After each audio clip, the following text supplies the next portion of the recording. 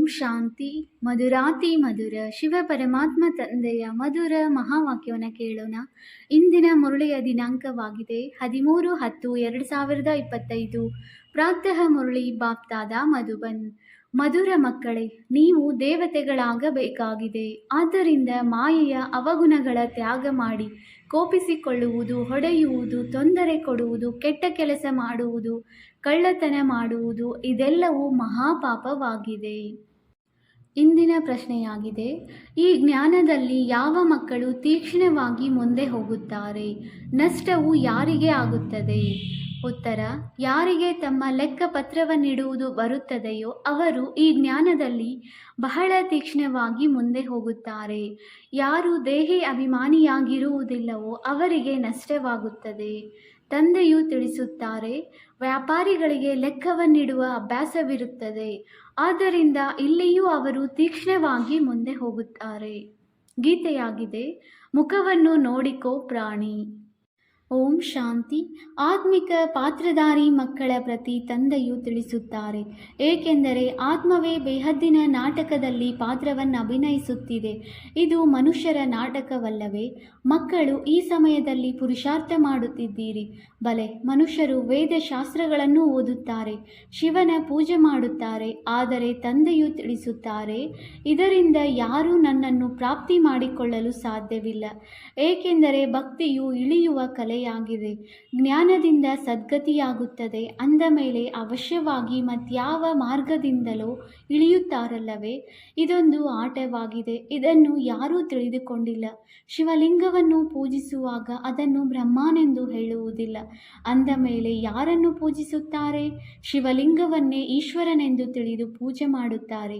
ನೀವು ಮೊಟ್ಟ ಮೊದಲಿಗೆ ಪೂಜೆಯನ್ನು ಆರಂಭಿಸಿದಾಗ ವಜ್ರದ ಶಿವಲಿಂಗವನ್ನು ಮಾಡಿಸುತ್ತೀರಿ. ಈಗಂತೂ ಬಡವರಾಗಿರುವ ಕಾರಣ ಕಲ್ಲಿನ ಶಿವಲಿಂಗವನ್ನು ಮಾಡಿಸಿದ್ದಾರೆ. ವಜ್ರದ ಶಿವಲಿಂಗವು ಆ ಸಮಯದಲ್ಲಿ 4-5 ಬೆಲೆ ಬಾಳುತ್ತಿತ್ತು.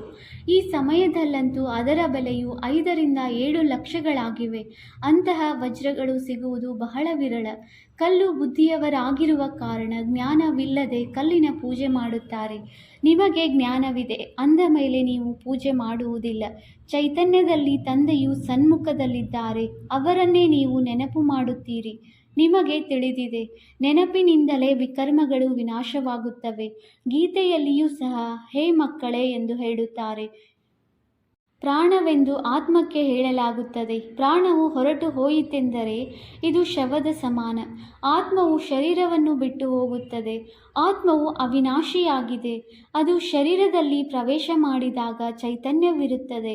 ತಂದೆಯು ತಿಳಿಸುತ್ತಾರೆ, ಹೇ ಆತ್ಮಗಳೇ, ತಮ್ಮಲ್ಲಿ ಪರಿಶೀಲನೆ ಮಾಡಿಕೊಳ್ಳಿ. ದೈವಿ ಗುಣಗಳ ಧಾರಣೆಯು ಎಲ್ಲಿಯವರೆಗೆ ಆಗಿದೆ? ಯಾವುದೇ ವಿಕಾರವಿಲ್ಲವೇ? ಕಳ್ಳತನ ಇತ್ಯಾದಿಗಳ ಯಾವುದೇ ಆಸುರಿ ಗುಣವಂತೂ ಇಲ್ಲ ಅಲ್ಲವೇ? ಆಸುರಿ ಕರ್ತವ್ಯ ಮಾಡುವುದರಿಂದ ಕೆಳಗೆ ಬೀಳುತ್ತಾರೆ. ಅಷ್ಟು ಪದವಿಯನ್ನು ಪಡೆಯಲು ಸಾಧ್ಯವಿಲ್ಲ. ಆದ್ದರಿಂದ ಕೆಟ್ಟ ಹವ್ಯಾಸಗಳನ್ನು ಖಂಡಿತವಾಗಿ ಕಳೆಯಬೇಕಾಗಿದೆ. ದೇವತೆಗಳೆಂದೂ ಯಾರ ಮೇಲೂ ಕೋಪಿಸಿಕೊಳ್ಳುವುದಿಲ್ಲ. ಇಲ್ಲಿ ಅಸುರರ ಮೂಲಕ ಎಷ್ಟೊಂದು ಪೆಟ್ಟು ತಿನ್ನುತ್ತಾರೆ. ಏಕೆಂದರೆ ನೀವು ದೈವಿ ಸಂಪ್ರದಾಯದವರಾಗುತ್ತೀರಿ. ಆದ್ದರಿಂದ ಮಾಯೆಯು ಎಷ್ಟು ಶತ್ರುವಾಗಿ ಬಿಡುತ್ತದೆ.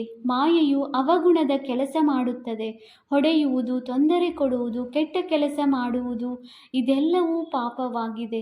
ನೀವು ಮಕ್ಕಳಂತೂ ಬಹಳ ಶುದ್ಧವಾಗಿರಬೇಕು. ಕಳ್ಳತನ ಇತ್ಯಾದಿಗಳನ್ನು ಮಾಡುವುದು ಮಹಾನ್ ಪಾಪವಾಗಿದೆ. ಬಾಬಾ, ನನ್ನವರು ತಾವೊಬ್ಬರೇ ವಿನಃ ಮತ್ಯಾರೂ ಇಲ್ಲ.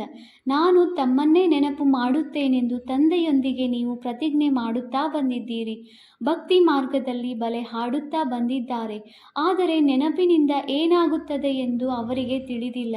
ಅವರಂತೂ ತಂದೆಯನ್ನೇ ಅರಿತುಕೊಂಡಿಲ್ಲ. ಒಂದು ಕಡೆ ಭಗವಂತನು ನಾಮರೂಪದಿಂದ ಭಿನ್ನವೆಂದು ಹೇಳುತ್ತಾರೆ, ಇನ್ನೊಂದು ಕಡೆ ಲಿಂಗ ಪೂಜೆ ಮಾಡುತ್ತಾರೆ. ನೀವೀಗ ಚೆನ್ನಾಗಿ ತಿಳಿದುಕೊಂಡು ಮತ್ತೆ ತಿಳಿಸಬೇಕಾಗಿದೆ. ತಂದೆಯು ತಿಳಿಸುತ್ತಾರೆ, ಇದನ್ನು ಸಹ ವಿಚಾರ ಮಾಡಿ.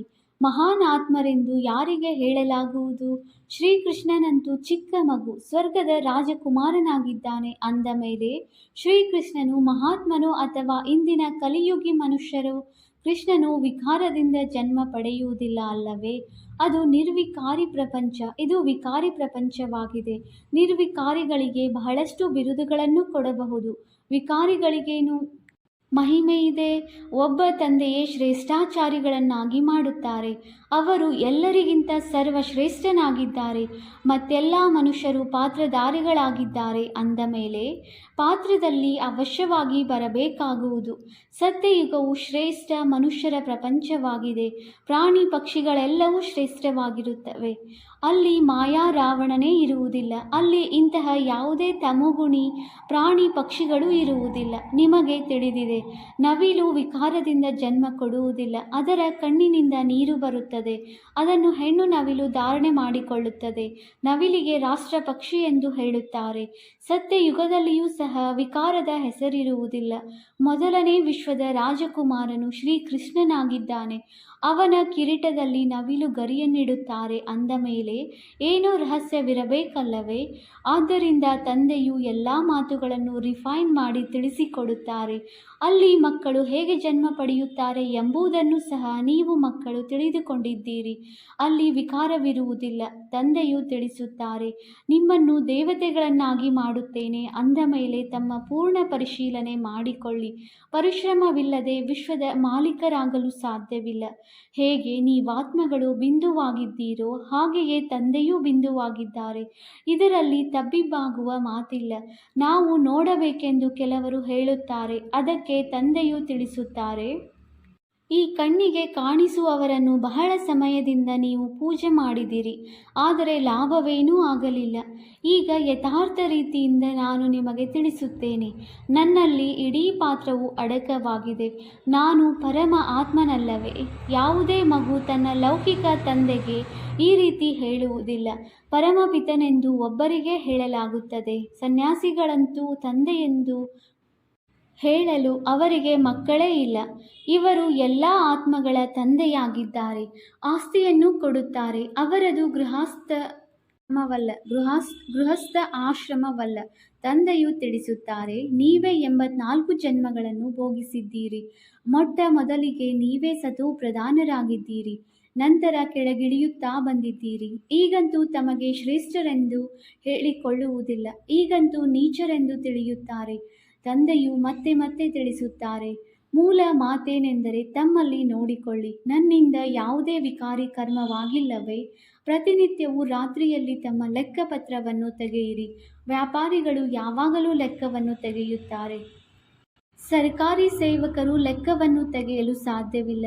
ಅವರಿಗಾದರೂ ನಿಗದಿತ ಸಂಬಳವಿರುತ್ತದೆ. ಈ ಜ್ಞಾನ ಮಾರ್ಗದಲ್ಲಿಯೂ ವ್ಯಾಪಾರಿಗಳು ತೀಕ್ಷ್ಣವಾಗಿ ಮುಂದೆ ಹೋಗುತ್ತಾರೆ. ಇಷ್ಟು ವಿದ್ಯಾವಂತ ಅಧಿಕಾರಿಗಳು ಸಹ ಮುಂದುವರಿಯುವುದಿಲ್ಲ. ವ್ಯಾಪಾರದಲ್ಲಿ ಇಂದು 50,000 ಸಂಪಾದಿಸಿದರು, ನಾಳೆ 60,000 ಸಂಪಾದಿಸುತ್ತಾರೆ. ಕೆಲವೊಮ್ಮೆ ನಷ್ಟವೂ ಆಗಬಹುದು. ಸರ್ಕಾರಿ ಸೇವಕರಿಗೆ ನಿಗದಿತ ಸಂಬಳವಿರುತ್ತದೆ. ಈ ಸಂಪಾದನೆಯಲ್ಲಿಯೂ ಸಹ ಒಂದು ವೇಳೆ ದೇಹಿ ಅಭಿಮಾನಿಯಾಗಲಿಲ್ಲವೆಂದರೆ ನಷ್ಟ ಉಂಟಾಗುವುದು. ಮಾತೆಯರು ವ್ಯಾಪಾರ ಮಾಡುವುದಿಲ್ಲ. ಅವರಿಗಾಗಿ ಇನ್ನೂ ಸಹಜವಾಗಿದೆ. ಕನ್ಯೆಯರಿಗೂ ಸಹಜವಾಗಿದೆ. ಏಕೆಂದರೆ ಮಾತೆಯರು ಏಣಿಯನ್ನು ಇಳಿಯಬೇಕಾಗುತ್ತದೆ. ಯಾರು ಇಷ್ಟು ಪರಿಶ್ರಮ ಪಡುವರೋ ಅವರದು ಬಲಿಹಾರಿಯಾಗಿದೆ. ಕನ್ಯೆಯರಂತೂ ವಿಕಾರದಲ್ಲಿ ಹೋಗಿರುವುದೇ ಇಲ್ಲ ಅಂದ ಮೇಲೆ ಬಿಡುವುದೇನೂ ಇಲ್ಲ. ಪುರುಷರಿಗಾದರೂ ಪರಿಶ್ರಮವಾಗುತ್ತದೆ. ಕುಟುಂಬ ಪರಿವಾರದ ಸಂಭಾಲನೆ ಮಾಡಬೇಕಾಗುತ್ತದೆ. ಏಣಿ ಹತ್ತಿರುವುದನ್ನು ಇಳಿಯಬೇಕಾಗುತ್ತದೆ. ಮತ್ತೆ ಮತ್ತೆ ಮಾಯೆಯ ಪೆಟ್ಟು ಕೊಟ್ಟು ಬಿಡಿಸಿಬಿಡುತ್ತದೆ. ನೀವೀಗ ಬ್ರಹ್ಮಕುಮಾರ ಕುಮಾರಿಯರಾಗಿದ್ದೀರಿ. ಕುಮಾರಿಯರು ಪವಿತ್ರರಾಗಿರುತ್ತಾರೆ. ಎಲ್ಲದಕ್ಕಿಂತ ಹೆಚ್ಚಿನದಾಗಿ ಪತಿಯ ಮೇಲೆ ಪ್ರೇಮವಿರುತ್ತದೆ. ನೀವಂತೂ ಪತಿಯರ ಪತಿಯಾದ ಪರಮಾತ್ಮನನ್ನು ನೆನಪು ಮಾಡಬೇಕು. ಮತ್ತೆಲ್ಲರನ್ನೂ ಮರೆಯಬೇಕಾಗಿದೆ. ತಂದೆ ತಾಯಿಗೆ ಮಕ್ಕಳಲ್ಲಿ ಮೋಹವಿರುತ್ತದೆ. ಮಕ್ಕಳಂತೂ ಮುಗ್ಧರಾಗಿರುತ್ತಾರೆ. ವಿವಾಹದ ನಂತರ ಮೋಹವು ಆರಂಭವಾಗುತ್ತದೆ.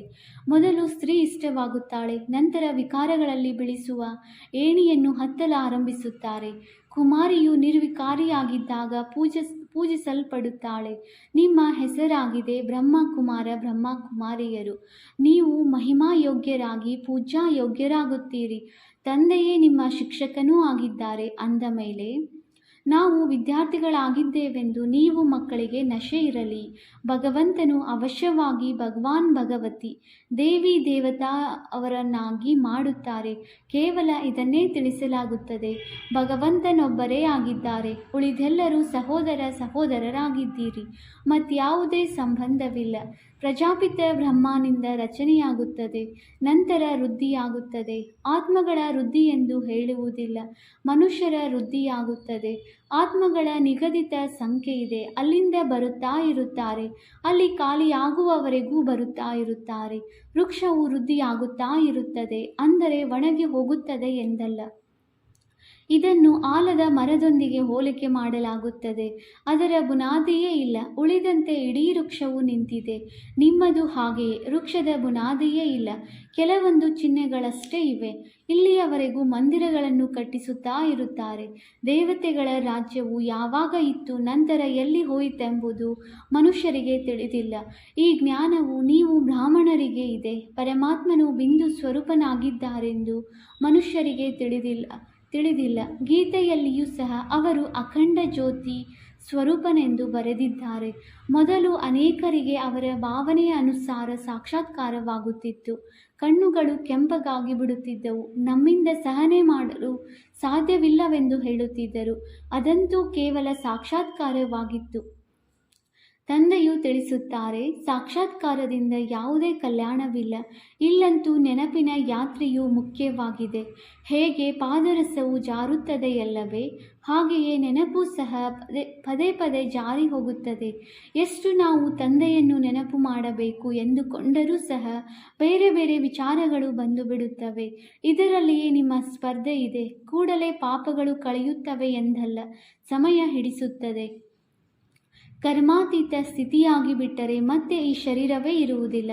ಆದರೆ ಈಗ ಯಾರೂ ಕರ್ಮಾತೀತ ಸ್ಥಿತಿಯನ್ನು ಹೊಂದುವುದಿಲ್ಲ, ಏಕೆಂದರೆ ಕರ್ಮಾತೀತರಾದರೆ ಅವರಿಗೆ ಈಗ ಸತ್ಯಯುಗಿ ಶರೀರವು ಬೇಕಾಗುವುದು. ಆದ್ದರಿಂದ ಈಗ ನೀವು ಮಕ್ಕಳು ತಂದೆಯನ್ನೇ ನೆನಪು ಮಾಡಬೇಕಾಗಿದೆ.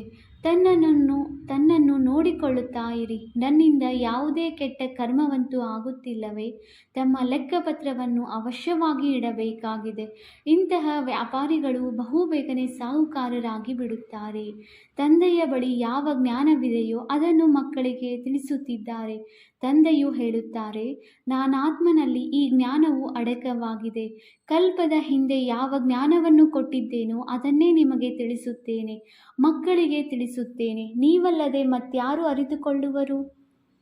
ನೀವು ಈ ಸೃಷ್ಟಿಚಕ್ರವನ್ನು ತಿಳಿದುಕೊಂಡಿದ್ದೀರಿ. ಇದರಲ್ಲಿ ಎಲ್ಲ ಪಾತ್ರಧಾರಿಗಳ ಪಾತ್ರವು ನಿಗದಿಯಾಗಿದೆ. ಅದಲು ಬದಲಾಗಲು ಸಾಧ್ಯವಿಲ್ಲ. ಯಾರೂ ಬಿಡುಗಡೆ ಹೊಂದುವುದಕ್ಕೂ ಸಾಧ್ಯವಿಲ್ಲ. ಸ್ವಲ್ಪ ಸಮಯ ಮುಕ್ತಿ ಸಿಗುತ್ತದೆ. ನೀವಂತೂ ಆಲ್ರೌಂಡರ್ ಪಾತ್ರಧಾರಿಗಳಾಗಿದ್ದೀರಿ. 84 ಜನ್ಮಗಳನ್ನು ಪಡೆಯುತ್ತೀರಿ. ಉಳಿದೆಲ್ಲರೂ ತಮ್ಮ ಮನೆಯಲ್ಲಿರುತ್ತಾರೆ, ಮತ್ತೆ ಕೊನೆಯಲ್ಲಿ ಕೆಳಗೆ ಬರುತ್ತಾರೆ. ಮೋಕ್ಷವನ್ನು ಇಚ್ಛಿಸುವವರು ಇಲ್ಲಿ ಬರುವುದಿಲ್ಲ. ಜ್ಞಾನವೇನೆಂದು ಕೇಳುವುದಿಲ್ಲ. ಅವರು ಕೊನೆಯಲ್ಲಿ ಹೊರಟು ಹೋಗುತ್ತಾರೆ. ಸೊಳ್ಳೆಗಳ ತರಹ ಬಂದರು, ಹೊರಟು ಹೋದರು. ನೀವಂತೂ ಡ್ರಾಮಾ ಅನುಸಾರ ಓದುತ್ತೀರಿ. ನಿಮಗೆ ತಿಳಿದಿದೆ, ತಂದೆಯು 5000 ವರ್ಷಗಳ ಮೊದಲು ಸಹ ಹೀಗೆ ರಾಜಯೋಗವನ್ನು ಕಲಿಸಿದ್ದರು. ಶಿವ ತಂದೆಯು ಈ ರೀತಿ ಹೇಳುತ್ತಾರೆಂದು ನೀವು ಮತ್ತೆ ಅನ್ಯರಿಗೂ ತಿಳಿಸುತ್ತೀರಿ. ನಾವು ಎಷ್ಟು ಶ್ರೇಷ್ಠರಾಗಿದ್ದೆವು, ಈಗ ಎಷ್ಟು ಕನಿಷ್ಠರಾಗಿದ್ದೇವೆ ಎಂಬುದು ನಿಮಗೆ ಅರ್ಥವಾಗಿದೆ. ತಂದೆಯು ಶ್ರೇಷ್ಠರನ್ನಾಗಿ ಮಾಡುತ್ತಾರೆಂದ ಮೇಲೆ ಅಂತಹ ಪುರುಷಾರ್ಥ ಮಾಡಬೇಕಲ್ಲವೇ? ನೀವಿಲ್ಲಿ ರಿಫ್ರೆಶ್ ಆಗಲು ಬರುತ್ತೀರಿ.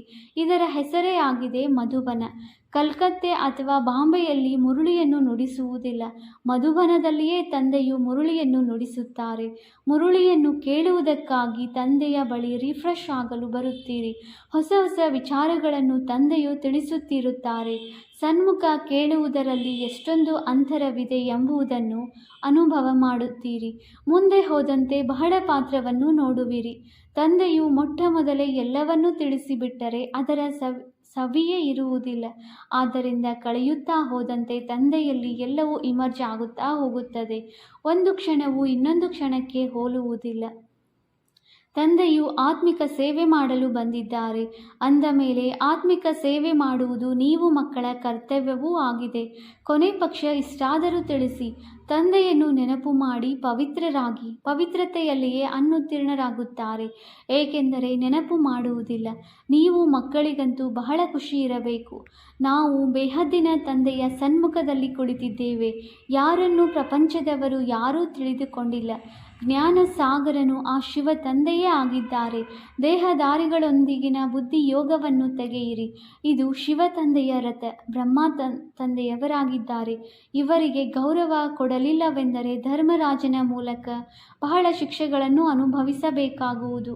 ಹಿರಿಯರ ಪ್ರತಿ ಗೌರವವನ್ನಿಡಬೇಕಲ್ಲವೇ? ಆದಿದೇವನಿಗೆ ಎಷ್ಟೊಂದು ಗೌರವ ಕೊಡುತ್ತಾರೆ. ಜಡಚಿತ್ರಕ್ಕೆ ಅಷ್ಟು ಗೌರವವಿದೆ ಎಂದರೆ ಚೈತನ್ಯದಲ್ಲಿ ಇವರಿಗೆ ಎಷ್ಟೊಂದು ಗೌರವವಿರಬೇಕು. ಒಳ್ಳೆಯದು. ಮಧುರಾತಿ ಮಧುರ. ಅಗಲಿ ಹೋಗಿ ಮರಳಿ ಸಿಕ್ಕಿರುವ ಮಕ್ಕಳ ಪ್ರತಿ ಮಾತಾಪಿತ ಬಾಪ್ದಾದಾರವರ ನೆನಪು, ಪ್ರೀತಿ ಹಾಗೂ ಸುಪ್ರಭಾತ. ಆತ್ಮಿಕ ಮಕ್ಕಳಿಗೆ ಆತ್ಮಿಕ ತಂದೆಯ ನಮಸ್ತೆ. ನಾವು ಆತ್ಮಿಕ ಮಕ್ಕಳಿಂದ ಆತ್ಮಿಕ ತಂದೆಗೆ ನೆನಪು, ಪ್ರೀತಿ ಹಾಗೂ ನಮಸ್ತೆ ನಮಸ್ತೆ ನಮಸ್ತೆ. ಧಾರಣೆಗಾಗಿ ಮುಖ್ಯ ಸಾರ. ಪಾಯಿಂಟ್ ನಂಬರ್ 1, ತನ್ನಲ್ಲಿ ಪರಿಶೀಲನೆ ಮಾಡಿಕೊಂಡು ದೈವಿ ಗುಣಗಳನ್ನು ಧಾರಣೆ ಮಾಡಬೇಕಾಗಿದೆ. ಕೆಟ್ಟ ಹವ್ಯಾಸಗಳನ್ನು ತೆಗೆಯಬೇಕಾಗಿದೆ. ಪ್ರತಿಜ್ಞೆ ಮಾಡಿ, ಬಾಬಾ, ನಾವೆಂದೂ ಕೆಟ್ಟ ಕರ್ಮವನ್ನು ಮಾಡುವುದಿಲ್ಲ. ಪಾಯಿಂಟ್ ನಂಬರ್ 2, ಕರ್ಮಾತೀತ ಸ್ಥಿತಿಯನ್ನು ಪ್ರಾಪ್ತಿ ಮಾಡಿಕೊಳ್ಳಲು ನೆನಪಿನ ರೇಸ್ ಮಾಡಬೇಕಾಗಿದೆ. ಆತ್ಮಿಕ ಸೇವೆಯಲ್ಲಿ ತತ್ಪರರಾಗಿರಬೇಕಾಗಿದೆ. ಹಿರಿಯರಿಗೆ ಗೌರವ ಕೊಡಬೇಕಾಗಿದೆ. ವರದಾನ: ಫಾಲೋ ಫಾದರ್ನ ಪಾಠದ ಮೂಲಕ ಕಷ್ಟವನ್ನು ಸಹಜ ಮಾಡುವಂತಹ ತೀವ್ರ ಪುರುಷಾರ್ಥಿ ಭವ. ಕಷ್ಟವನ್ನು ಸಹಜವನ್ನಾಗಿ ಮಾಡುವಂತಹ ಅಥವಾ ಕೊನೆಯ ಪುರುಷಾರ್ಥದಲ್ಲಿ ಸಫಲತೆಯನ್ನು ಪ್ರಾಪ್ತಿ ಮಾಡಿಕೊಳ್ಳಲು ಮೊದಲ ಪಾಠ ಫಾಲೋ ಫಾದರ್. ಈ ಮೊದಲ ಪಾಠವೇ ಕೊನೆಯ ಸ್ಟೇಜನ್ನು ಸಮೀಪ ತರುವಂಥದ್ದಾಗಿದೆ. ಈ ಪಾಠದಿಂದ ಅಬುಲ್ ತಪ್ಪಿದ್ದಲ್ಲ, ತಪ್ಪು ಇಲ್ಲ, ಏಕರಸ ಮತ್ತು ತೀವ್ರ ಪುರುಷಾರ್ಥಿಗಳಾಗಿ ಬಿಡುವಿರಿ. ಏಕೆಂದರೆ ಯಾವುದೇ ಮಾತಿನಲ್ಲಿ ಕಷ್ಟ ಎಂಬುದು ಯಾವಾಗ ಅನಿಸುವುದೆಂದರೆ ಯಾವಾಗ ಫಾಲೋ ಮಾಡಲು ಬದಲು ತಮ್ಮ ಬುದ್ಧಿಯನ್ನು ತೋರಿಸುವಿರಿ. ಇದರಲ್ಲಿ ತಮ್ಮದೇ ಸಂಕಲ್ಪದ ಜಾಲದಲ್ಲಿ ಸಿಕ್ಕಿ ಹಾಕಿಕೊಂಡು ಬಿಡುವಿರಿ. ನಂತರ ಸಮಯವೂ ಹಿಡಿಸುತ್ತದೆ ಮತ್ತು ಶಕ್ತಿ ಸಹ ಹಿಡಿಸುತ್ತದೆ. ಒಂದು ವೇಳೆ ಫಾಲೋ ಮಾಡುತ್ತಾ ಹೋಗಿ, ಆಗ ಸಮಯ ಮತ್ತು ಶಕ್ತಿ ಎರಡೂ ಉಳಿತಾಯವಾಗುವುದು, ಜಮಾ ಆಗಿ ಬಿಡುವುದು. ಸ್ಲೋಗನ್: ಸತ್ಯತೆ ಸ್ವಚ್ಛತೆಯನ್ನು ಧಾರಣೆ ಮಾಡಲು ತಮ್ಮ ಸ್ವಭಾವವನ್ನು ಸರಳ ಮಾಡಿಕೊಳ್ಳಿ. ಸತ್ಯತೆ ಮತ್ತು ಸ್ವಚ್ಛತೆಯನ್ನು ಧಾರಣೆ ಮಾಡಲು ತಮ್ಮ ಸ್ವಭಾವವನ್ನು ಸರಳ ಮಾಡಿಕೊಳ್ಳಿ. ಅವ್ಯಕ್ತ ಸೂಚನೆ: ಸ್ವಯಂನ ಮತ್ತು ಸರ್ವರ ಪ್ರತಿ ಮನಸ್ಸ ಮೂಲಕ ಯೋಗದ ಶಕ್ತಿಗಳ ಪ್ರಯೋಗ ಮಾಡಿ. ಎಷ್ಟು ಸ್ವಯಂವನ್ನು ಮನಸಾ ಸೇವೆಯಲ್ಲಿ ಬ್ಯುಸಿಯಾಗಿಟ್ಟುಕೊಳ್ಳುತ್ತೀರಿ, ಅಷ್ಟು ಸಹಜ ಮಾಯಾಜೀತರಾಗಿ ಕೇವಲ ಸ್ವಯಂನ ಪ್ರತಿ ಭಾವುಕರಾಗಬೇಡಿ. ಆದರೆ ಅನ್ಯರನ್ನೂ ಸಹ ಶುಭ ಭಾವನೆ ಮತ್ತು ಶುಭ ಕಾಮನೆಯ ಮೂಲಕ ಪರಿವರ್ತನೆ ಮಾಡುವ ಸೇವೆಯನ್ನು ಮಾಡಿ. ಭಾವನೆ ಮತ್ತು ಜ್ಞಾನ, ಸ್ನೇಹ ಮತ್ತು ಯೋಗ ಎರಡರ ಸಮತೋಲನವಿರಲಿ. ಕಲ್ಯಾಣಕಾರಿಯಂತೂ ಆಗಿದ್ದೀರಿ. ಈಗ ಬೇಹದ್ದಿನ ವಿಶ್ವದ ಕಲ್ಯಾಣಕಾರಿಗಳಾಗಿರಿ. ಓಂ ಶಾಂತಿ.